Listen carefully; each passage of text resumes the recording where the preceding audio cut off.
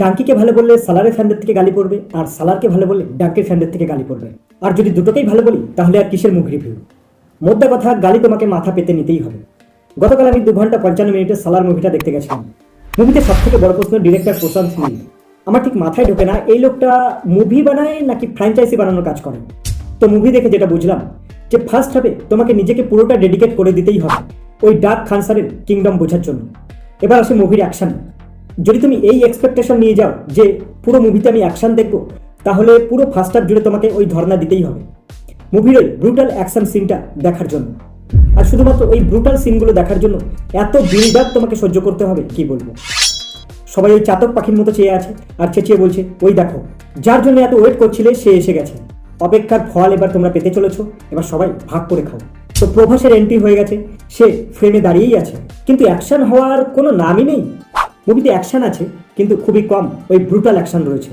আর ওই ব্রুটাল অ্যাকশনটার জন্যই মুভিটা এ সার্টিফিকেট পেয়েছে। তাই অ্যাকশনের লজিকটা তোমাকে সাইডে রাখতেই হবে, কারণ সব কিছুই ওয়ান সাইডেড চলছিল। কারণ ডিরেক্টর স্যার সবাইকে তো বন্দুক দিয়েছে কিন্তু কাউকেই শ্যুট করার নির্দেশ দেয়নি, কারণ দেখে উনিও মজা পাচ্ছিলেন। প্রভাস যেভাবে হাত কাটছিল, গলা কাটছিল, এক একটাকে যেভাবে কোপাচ্ছিল। এবার আসে অন্য প্রশ্ন, এটা কি প্রভাসের কামব্যাক মুভি ছিল?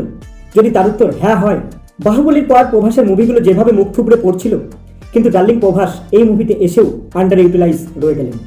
যেমন আমরা কেজিএফে দেখেছিলাম সবকিছু তোমার চোখের সামনেই ঘটে যাচ্ছে, তার ব্যাকগ্রাউন্ড স্টোরি কি ছিল সেটা তোমাকে জানানো হবে। আর পুরো ইন্ডাস্ট্রি জুড়ে তো এখন একটা হাইপই চলছে, ভাই আমাদের পার্ট 2 বানাতেই হবে। আর যার জন্য তুমি হাজার অপেক্ষার পরেও পার্ট 1 থেকে কোনো ফলই তুমি পাবে না। তাই স্টার্ট থেকে এন্ড পর্যন্ত এত কিছু বিল্ড আপ করার পর আমাদের এক্সপেকটেশন যখন একটু হাই লেভেলে চলে গেল, তখন আমরা খবর পেলাম যে ভাই খেয়ে দিয়ে ঘুমিয়ে তোমরা পার্ট 2 দেখতে আসো। আর যারা বলছে এটা উগ্রামের রিমেক, সেখানে প্রশান্ত নীল স্যার নিজে উত্তর দিয়ে দিয়েছেন যে এটা রিমেক না, উগ্রামের আপডেটেড ভার্সন। আমি তো নিজে উগ্রাম দেখিনি, তাই সবকিছু আমার কাছে নতুনই ছিল। মুভির হিন্দি ডাবিং আমার পার্সোনালি খুব ভালো লেগেছে। যে ভয়েস ওভার কেজিএফে ছিল তারাই এখানে কাজ করেছে।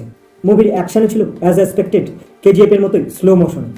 তাই মুভির 80% ড্রামা আর 20% অ্যাকশন মিলিয়ে আমি এই মুভিকে 6 আউট অফ 10 দেবো। আশা করবো যাতে মুভির সেকেন্ড পার্টে একটু বিল্ড আপ কম আর অ্যাকশন বেশি দেখা যায়। তাই দেখা হচ্ছে আবার পরের ভিডিওতে, ততক্ষণ বাই।